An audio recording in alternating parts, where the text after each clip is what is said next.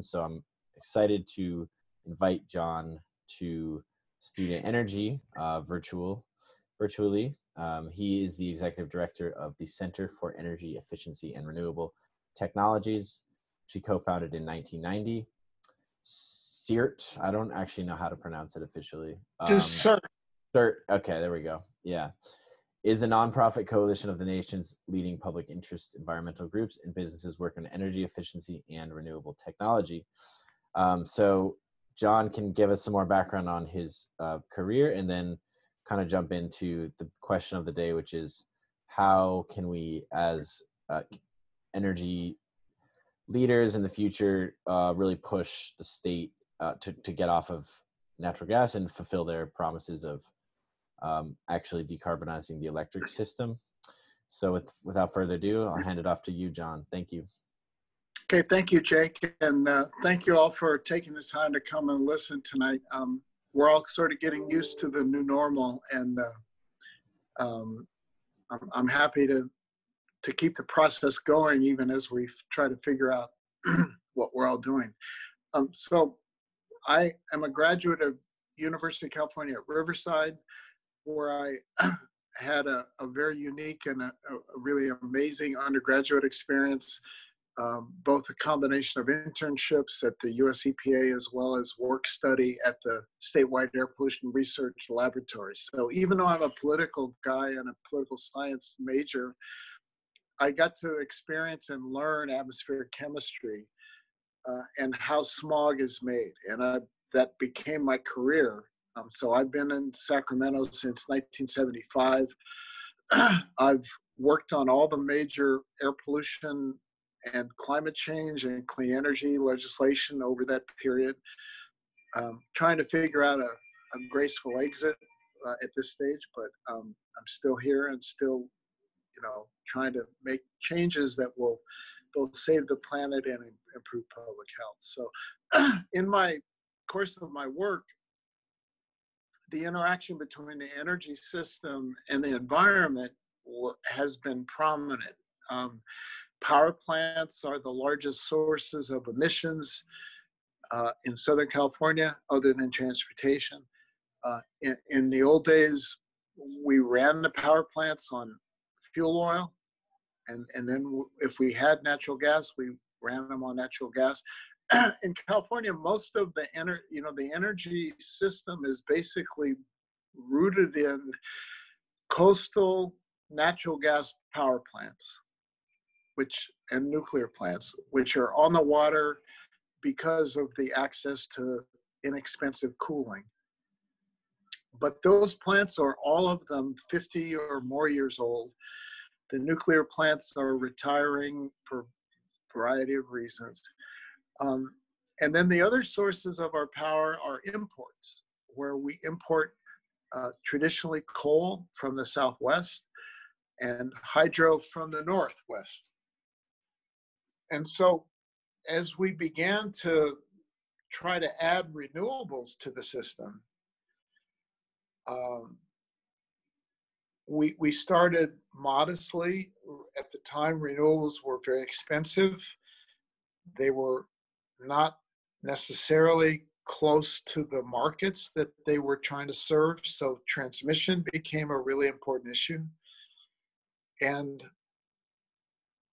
we began to basically adopt policies to promote renewables by mandating their purchase, which is what both the rooftop solar mandate was about, but also the renewable portfolio standard. So the idea was, let's make the utilities buy this stuff because we want it, because it's environmentally better, and if we buy a lot of it, it will get cheaper. And that has turned out to be the case. The combination of actions by the Europeans in Germany and Spain with the adoption of feed-in tariffs, combined with California's renewable portfolio standard, combined with the Obama-era stimulus support from 2009 to 2013. So in the last 10 or 15 years, we have revolutionized the renewable industry in the world. We have seen in California deployment of 10 to 15,000 megawatts. of new wind and solar. We've seen dramatic increases in renewable procurement across the country as renewables have basically become far cheaper than existing coal and cheaper than new natural gas. So the economics and the technology of clean energy are excellent and getting better. Renewables are now cheaper than new natural gas. That is a huge thing. And cheaper than existing coal. And so we've had a great success, but now we have to deal with the consequences of that success. So in our renewable energy policy, because renewables were thought to be expensive, we basically organized the RPS, the Renewable Portfolio Standard, around let's buy the most renewables we can as inexpensively as we can. Because we don't want rates to go up. And at the time, load growth was relatively flat, so we weren't seeing increased electric demand. Part of this came about from energy efficiency throughout the economy. So the challenge became, in terms of renewables advocates, let's buy renewables, but let's not buy too much too soon, because we'll have rate impacts. So this emphasis on cost containment had the effect of causing the utilities to buy whatever was cheapest in the renewable category. So initially, the cheapest resource was wind, but wind was dependent on transmission. And fortunately, in California, we built the first renewable transmission line that was ever authorized by FERC, where the utility advanced the money and the generators paid it back after the line was built. And this enabled a lot of wind to come online.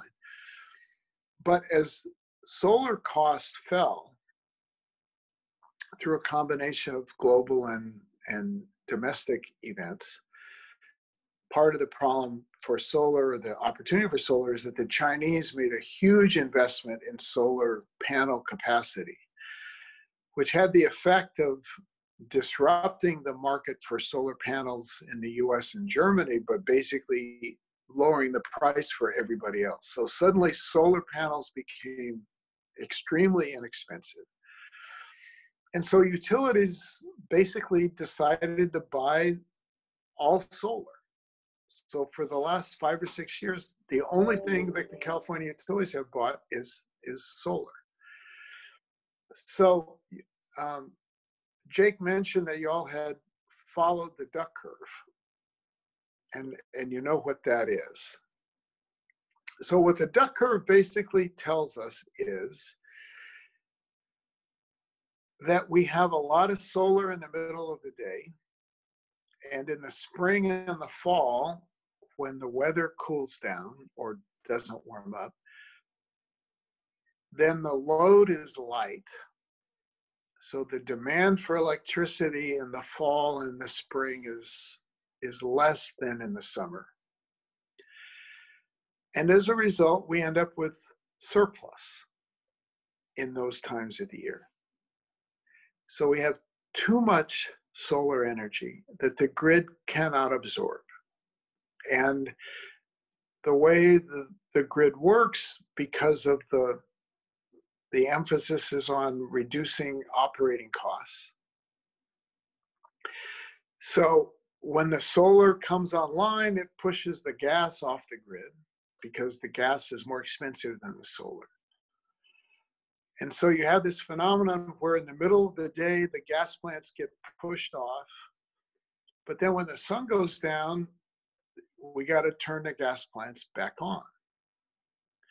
And this evening ramp is the principal challenge that the grid operator has with all the solar and renewables that we have. So what is the grid operator to do? Well, the grid operator basically relies on natural gas when the sun goes down to keep the lights on. And so that relationship between natural gas generation and the sun going down, it's not the only thing, but it's the heart of the issue with respect to renewables and reliability and greenhouse gas emissions. So what my organization is working on is sort of what we would call the next phase of renewable development. So the era where we can simply demand utilities buy renewables because we have a mandate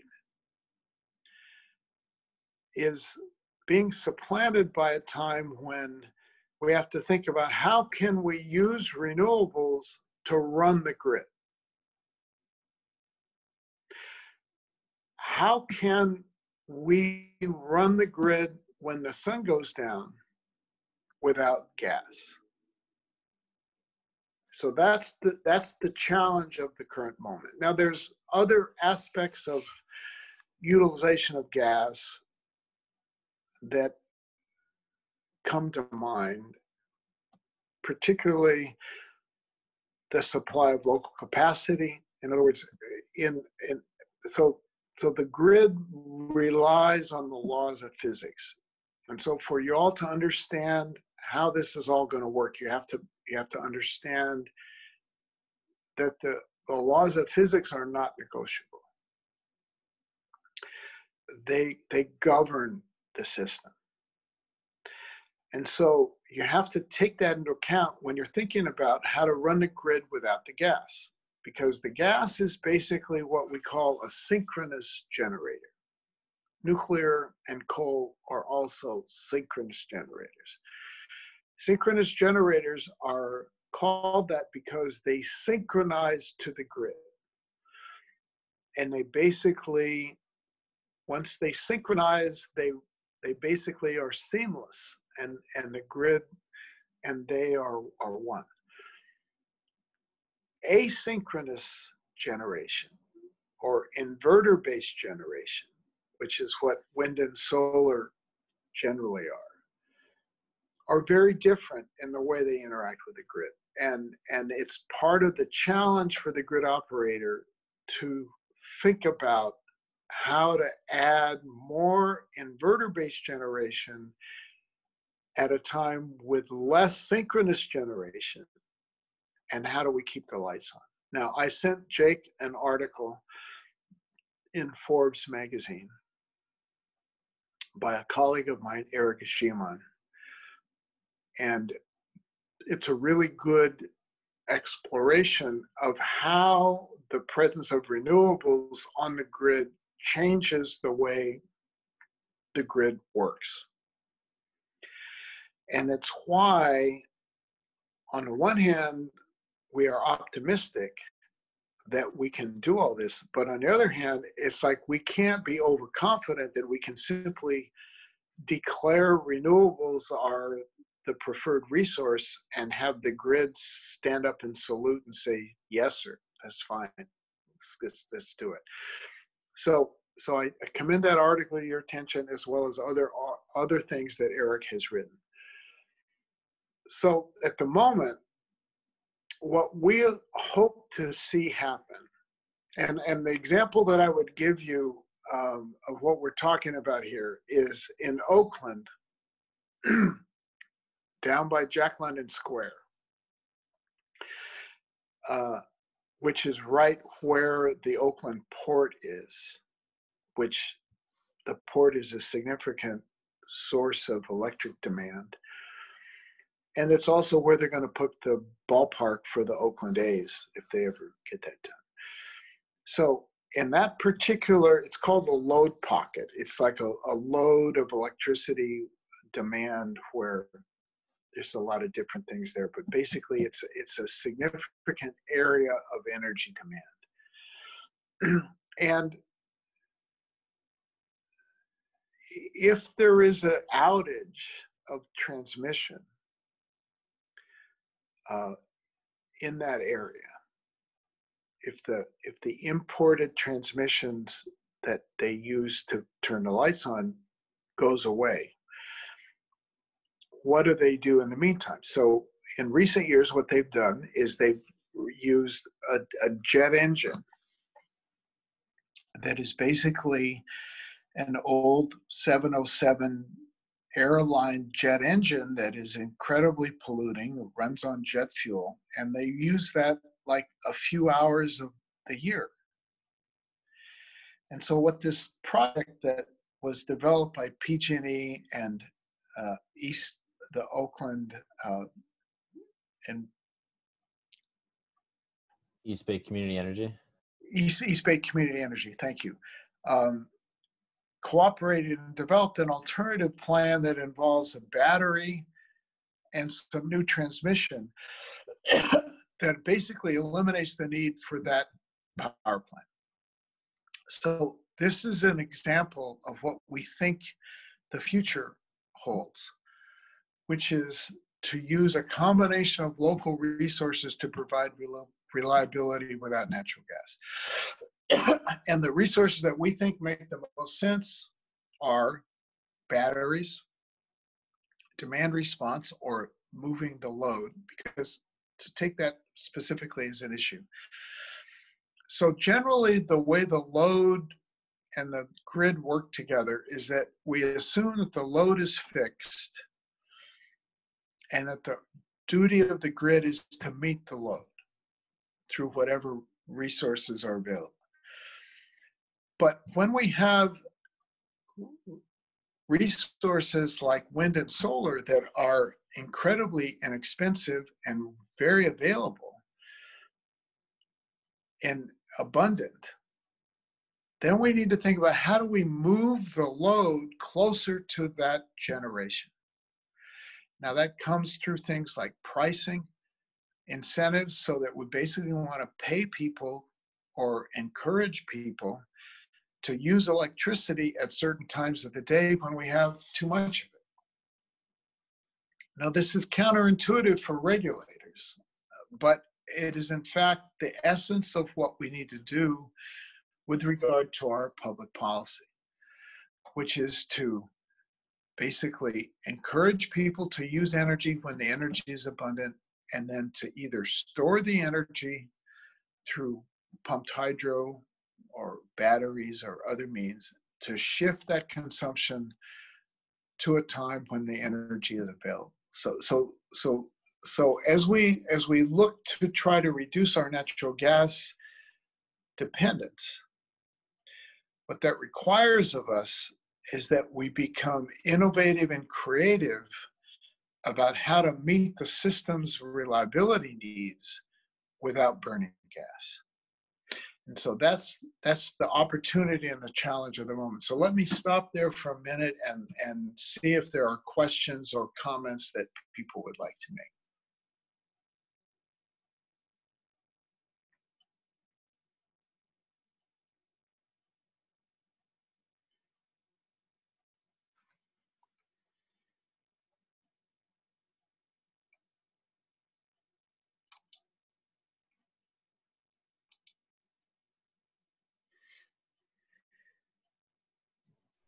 Anybody? I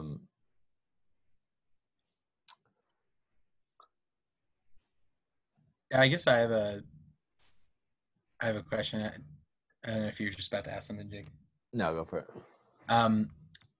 This is like kind of a bigger picture question, John, but for storage, I'm not as familiar with the conversation happening there. Like, what are the kind of the more promising solutions that are being talked about right now? Is it just a huge investment in batteries? No, actually, one of the things that we like to say is that just like we need a balanced portfolio of renewables, which in my opinion means not just buying the cheapest most abundant solar, but also paying attention to geothermal, which is a baseload resource. It's more expensive, but it runs all the time, and so it's available when the sun goes down, as well as wind energy, both offshore and in neighboring states, which can help us meet our reliability. So some of the challenge that we face can be met with a more diversified renewable portfolio. Okay, so if all we buy is solar, then we're going to need a shitload of storage.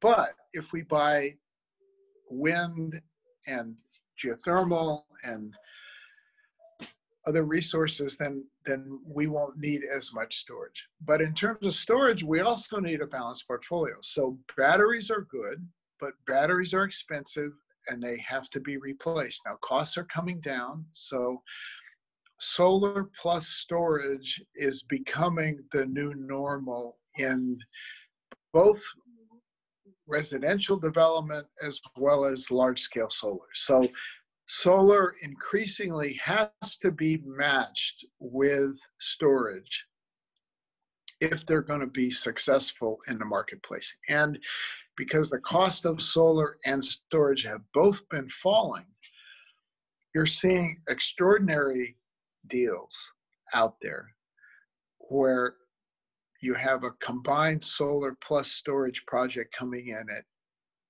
3 cents a kilowatt hour, which is just extraordinary. But the other technologies for storage that are needed and important are simple things like pumped hydro, which are basically dams where you pump the water up the hill when the energy is cheap, and you run the water over the dam when the energy is expensive. And we have both existing hydro. When you think about climate change, you know, in the old days when we did renewable advocacy, we said, well, we don't want to count the hydro. Hydro is not renewable because it's not solar or wind. But from a grid standpoint, hydro is really, really valuable and cool, because it provides you with the ability to shift resources from when you have too much energy to when you don't have enough, and it's zero emissions. So I'm a big fan of hydro in the right applications. But there's large, there's also things like compressed air. For example, the LA Department of Water and Power has proposed a large compressed air project in southern Utah, where they have an existing power plant that brings power from Utah coal into LA, and they're going to try to switch that over to a combination of renewables and storage. So compressed air is another technology. There's also solar thermal is a technology. So storage is a really, really important part of the energy future, but let's not fall in love with only batteries, because batteries are cool, batteries are getting cheaper, but batteries are still expensive, and eventually they have to be replaced. So, but storage is a really important part of the story going forward. So if I can ask a couple of questions. Hi, John, Steve Schaefer. I don't know if you remember me from way back when.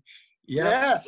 When we debated methanol and ethanol and all of those sorts of things. Way back then. Well, I still do a little work on transportation. So, you know, we're now looking at fuel cells and batteries. So, anyway. So that was one of my questions, is the role of fuel cells in terms of storage and the use of hydrogen, methane, methanol, ethanol in conjunction with fuel cells as a mechanism for storage and then generating electricity. What's the status? A very good question and a very important addition to my comment. So first of all, hydrogen is a technology that has been kind of overlooked, or maybe because it's kind of complicated, people have not paid as much attention to it. But hydrogen is a really, really important storage medium. And traditionally, hydrogen has been made from the steam reformation of natural gas. And that's the current dominant use of it. And hydrogen is used to make things like ammonia, and also fertilizer, as well as gasoline. I mean, hydrogen is a big part of the refinery process. So the traditional way of making hydrogen is steam reformation and with natural gas. And that means fossil fuels. Right. But as I was describing earlier, we have this situation where we have an abundance of renewable energy at certain times of the day and certain times of the year. And in fact, we're paying people to take it. We have negative pricing. We have, so it's like, okay, I get that. That's the electric grid. But what if you could make that same abundant surplus renewable energy available to a guy that wanted to make hydrogen with an electrolyzer? I'm told, now I'm not an entrepreneur. I'd like to be, but I'm not so far. But in the people that I've talked to in the electrolyzer industry say that if you could get them a price of renewable electricity that was below 4 cents a kilowatt hour, let's call it 3.5. Mm-hmm. You could doable. You could make renewable hydrogen cheaper than steam reformation. Mm-hmm. And if you make renewable hydrogen cheaper than steam reformation, you open up the possibility to decarbonize sectors of the economy that we've never imagined knowing how to decarbonize. So to me, renewable hydrogen is strategically a really important opportunity, but it requires innovation and policy. So on the one hand, the ISO is curtailing renewable production at certain times of the year, principally now in the spring. You know, the duck curve originates because in the spring, the energy demand is low, the windows are open, the temperatures are moderate, but the sun is shining like ever. So we have these moments where we have all this surplus energy, and the question is, can we get creative enough in our policies to enable renewable hydrogen to soak up this surplus and make a useful, environmentally beneficial product by taking care of a problem of essentially energy waste. So I'm very bullish on hydrogen. It's a little bit beyond the imagination of some of our policymakers, but you know, I've benefited from knowing people like you and others that have thought about some of these things, and now they're coming to the fore. Mm-hmm. So John, we were talking earlier about resource adequacy and policy innovation around that. I'm wondering if you could kind of expand on what specific policies you think should be changed, and whether those would be at the PUC level or through legislation. Well, I mean, there's three. That's a very good question. I would say, first of all, it's at the PUC level, but it's also at the ISO. And given the pandemic and the politics, the scope of the legislature this year is going to be very, very narrow. And the only way I can see doing something is if we can frame it as an economic recovery strategy, which we might be able to do. But the key to backing down natural gas for reliability is proving and demonstrating the availability of zero emission technologies to provide the same service. And the challenge in doing that is what I will call regulatory fatigue, or a lack of regulatory imagination. Because effectively what this means is that the way you thought you were going to keep the lights on, which is by basically paying natural gas plants to commit in advance to being available to help you a year ahead, you've got to instead assemble a portfolio of resources that independently, but together can act to provide that same level of reliability.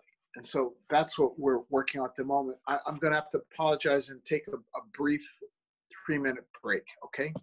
Sure.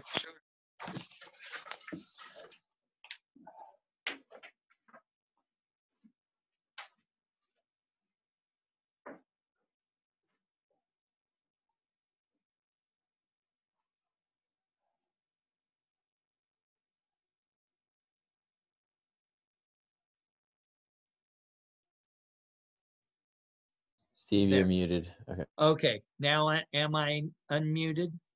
Yes. Okay, thank you. When John gets back, I don't know if this is within his bailiwick or not, but given the narrow framework of the policy discussions moving forward because of COVID, the concept of negawatts, which I'm sure you're all familiar with. And I don't know, John should be a big enough thinker and systems thinker in this, but it seems to me that negawatts, getting homes to zero energy through insulation and solar installation and all of those sorts of efficiency measures. How might that figure into the policy discussion moving forward in the near term? Yeah. What role does energy efficiency have to play in all of this? Because that's a huge jobs creator. Yeah.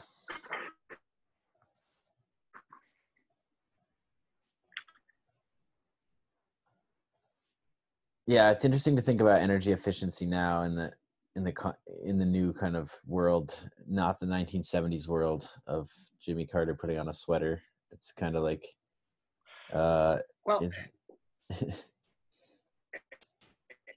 and if I can, the other thing about energy efficiency is that, as you're sort of suggesting, is that it's undervalued given how much work it can do. And one of the things we're trying to do with this system reliability issue is to figure out how to count targeted energy efficiency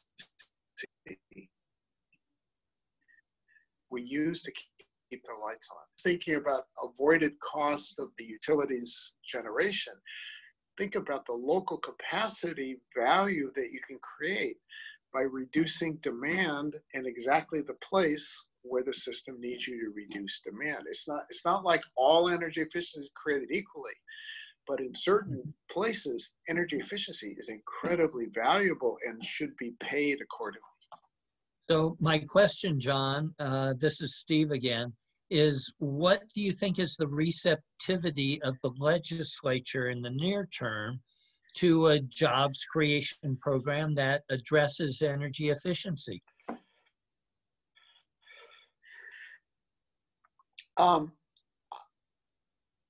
think in general, the advocates of energy efficiency have been sort of captured by the utilities because it's where they get their money is from the various utility programs. So to unlock the potential of energy efficiency beyond our existing efforts, we have to find a way to pay for where it's the most valuable and create revenue for people to do efficiency beyond what they would do for simply avoiding the average cost, but recognize that if I can do efficiency and avoid running the gas plant, I'm worth more money. So to me, we need to value the efficiency and compensate it in ways that we are not now doing. Any suggestions how at this point?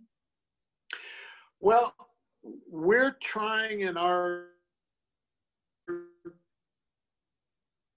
feeble way to kind of get ISO to think about a portfolio of resources to provide reliability in lieu of natural gas.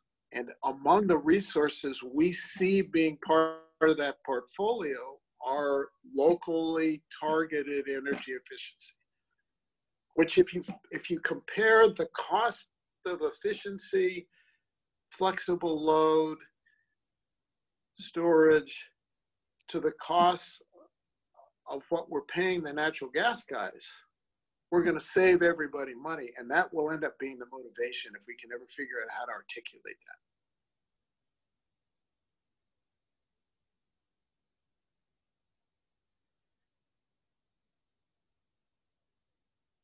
that. John, I'm wondering if you could share a little about the differences in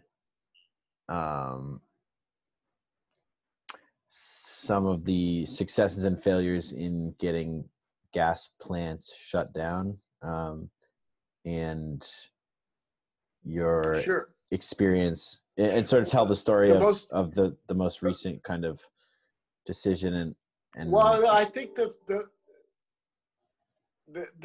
two stories that I'll tell involve Oxnard and Glendale.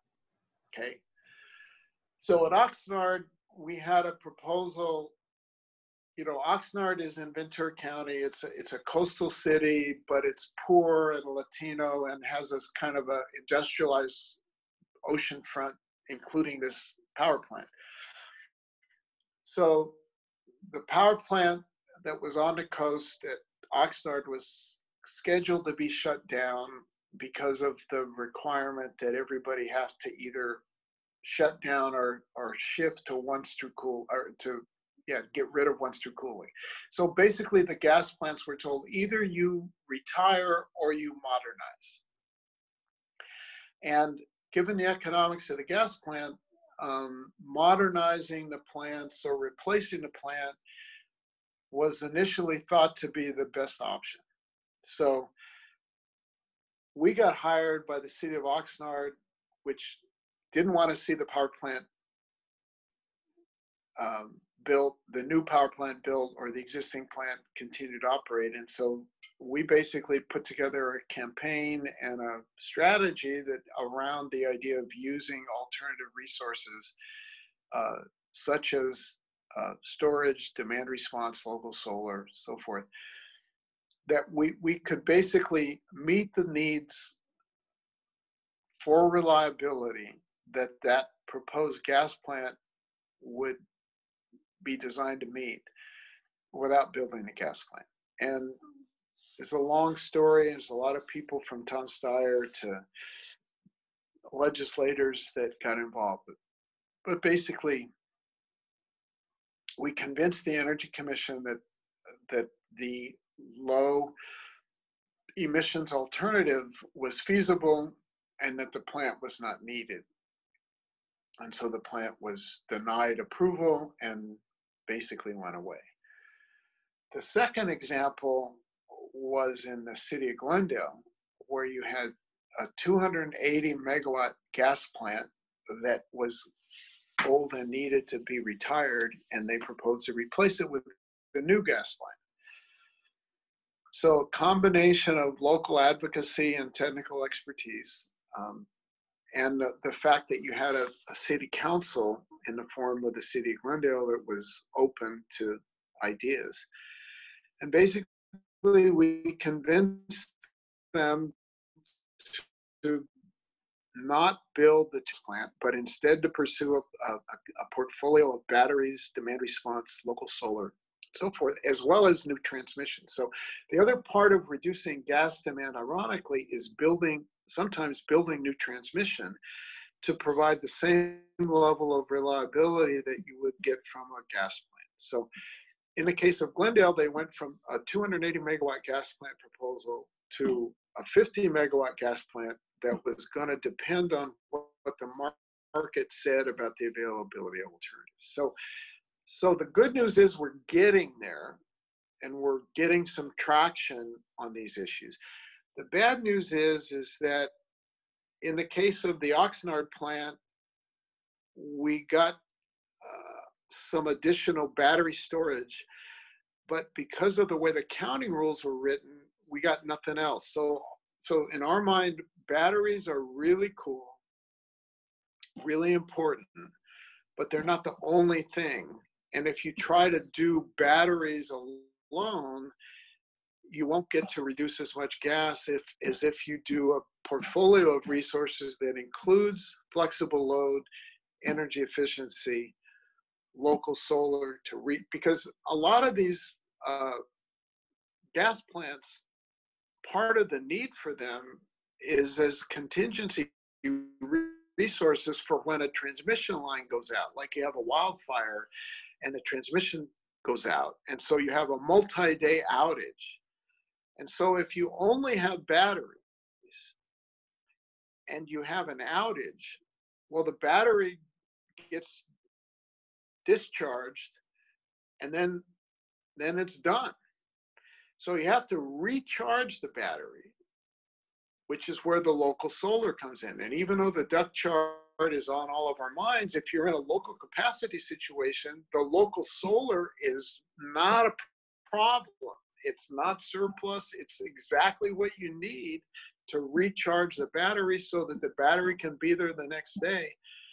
It's over. So this is why we think about a portfolio of these resources as being important. And the other thing I want to mention is that we have to think about pricing electricity based on this landscape where certain times of the day we have too much or all that we want, and then other times of the day when we don't have enough. So we've got to find a way, and even though it's politically fraught, to think about raising people's rates for at times when prices need to be high. That same logic can help people if we educate them to say you can save money and you can turn everything on at other times and, for example, pre-cool your house. So if the middle of the day is when we have all the solar, turn your air conditioning on to put it to 60, get the cooling all the way down, and then when the sun goes down, and turn it off and live off the cool. So that's the kind of thinking that we're going to have to be engaged in as we move forward to a decarbonized grid. Hey, John, I have a follow-up question on your comment about transmission, building out transmission to alleviate some of the local reliability issues. I think, Yes. as you mentioned earlier, there's this balance between having more localized resources like community scale solar and battery storage versus this discussion of like, let's build big transmission lines and utility scale power plants. So how do you see the conversation shifting around the whole transmission planning? And what are some things that you think, from the CAISO's perspective in terms of transmission planning that we should improve upon to meet this more decarbonized and renewable? Well, first of all, we need to liberate the CAISO from the draconian planning assumptions that the P imposed upon. Has the view that building transmission should be avoided, and that distributed resources like solar are the future, and that distributed resources like rooftop solar and other things will reduce the need for transmission and distribution expenditures. Now, this is theoretically true, but it's not true in every case. And it's especially not true in the case of local capacity, where not so much long distance transmission from outside the urban area with big transmission lines bringing in solar or wind and so forth. I'm not talking about that kind of transmission. I'm talking about the inter-urban transmission. So, for LIDWP, the mayor has said, we're not going to repower. Kind of the LA mayor went the exact opposite of the PUC on the one-stream cooling and said, we're not going to repower, we're going to do without that gas. What this had the effect of doing is to basically force LA, DWP, to completely revamp their transmission and generation planning. Because suddenly, the original idea was, well, we'll extend the life of these gas plants for another 15 or 20 years, and then we'll retire them. And after that is when we'll do all of the, you know, renewables and transition. Well, what the mayor's decision forced them to do was say, okay, what are we going to do now if we're not going to have these gas plants at the end of the decade? So what basically they did is they started looking at things like expanding transmission from out of the basin into the LA basin. There's a transmission line that runs from Hoover Dam to Victorville into South Central. And if you turn that into a 500 kilovolt DC line, you could basically bring the, and for those of you that don't understand the physics, just understand that a DC line, when it brings power into an area, ends up acting like that power was generated in the local area. So for purposes of voltage and inertia, the DC transmission line works like a gas plant, okay? And so in that case, transmission solved the local generation problem, okay? So transmission isn't simply a way of bringing in power from out of the region and dropping it into the system. It's a way of strengthening local reliability. And so when we think about local reliability, we always think of combinations that includes transmission, storage, local generation, and flexible load, all of which together can greatly reduce. Now, I'm not saying we can completely be without natural gas. I want to make clear, even though I'm kind of on that side of the street, my vision of natural gas is like an orderly retirement. So for example, I would take each transmission sub area and say, okay, we maybe need one gas plant to stay online for this next 15 years, okay? And so we're gonna have to get money to that gas plant so that it can keep operating.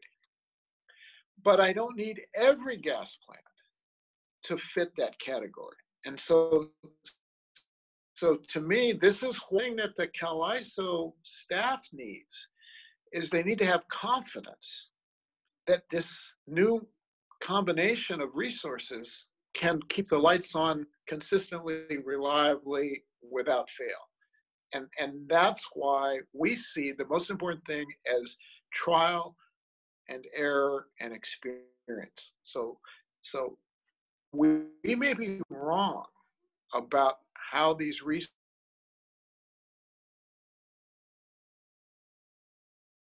we may be too optimistic that we can do this without gas.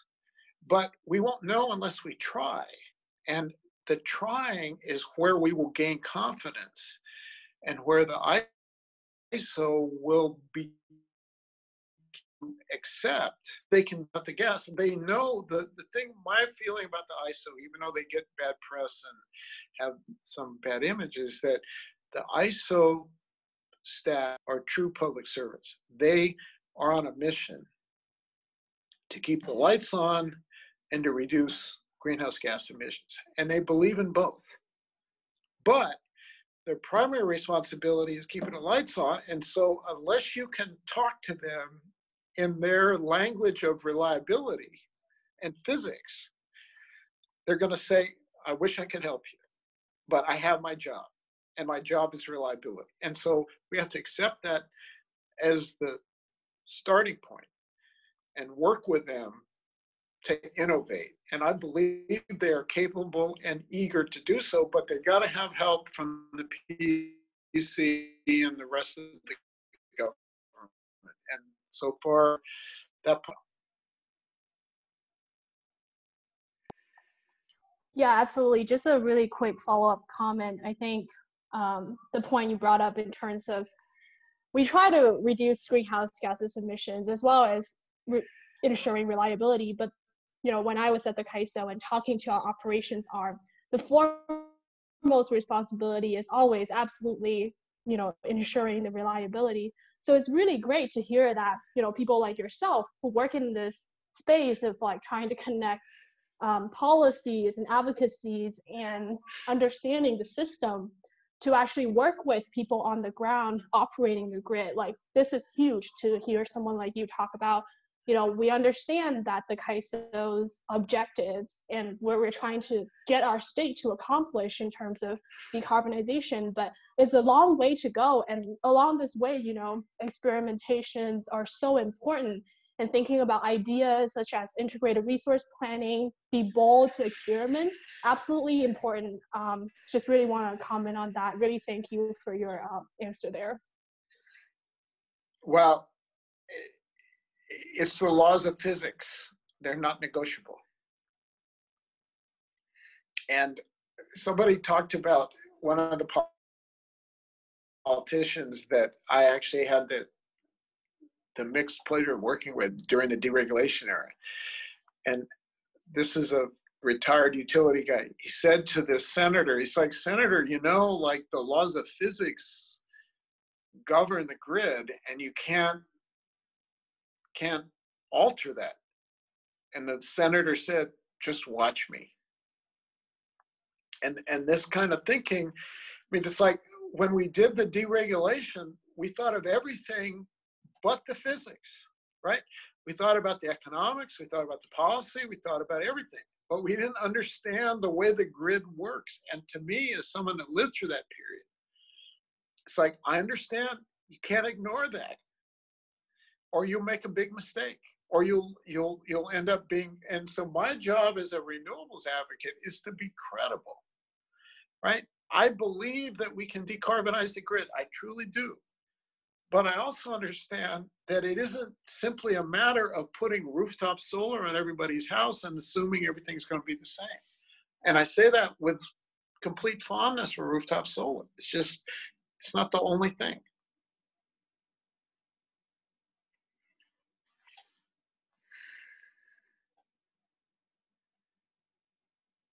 Oh, Steve, you're muted right now. Pardon me? Are we nearing the end of our time? Does anybody we're at 8 o'clock. Were we supposed to go this long? Jacob, we done what we need to do? Yeah, I think we can wrap it up. If there's any last questions, or John, any last message that you'd like to leave with all of us? Oh, Steve, you got something? Steve, you're still on mute. Well, I would.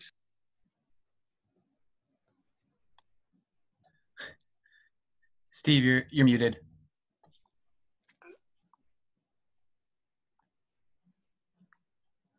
There we go. Am I good? Yeah, Yes. I'm good. So this is a naive question, John. I know SMUD has had a lot of demonstrations on microgrids. What's the role of microgrids in terms of addressing some of these issues you just brought forth? I'm sorry, I didn't hear that last part. What was the question? The role of microgrids, as SMUD is demonstrating, in terms of addressing some of the issues you just brought forth. Well, in terms of microgrids, first of all, I have to remember that almost all the microgrids that we have in place are rooted in diesel generators. Okay, that's who runs grids now. I think the best example we have of microgrids in the current moment is Blue Lake Rancheria up in Humboldt County, which basically has used tribal lands and their local resources, like I guess they have a gas station and a quick stop. And so they have built solar and batteries so that people can come and charge their phones and refrigerate their medicines and get gasoline for their cars when the lights go out. So that's one thing. I think the danger with microgrids is that we oversell them. I actually think microgrids are really important and valuable, but you know, PG&E's proposing microgrids that involve, you know, diesel generators and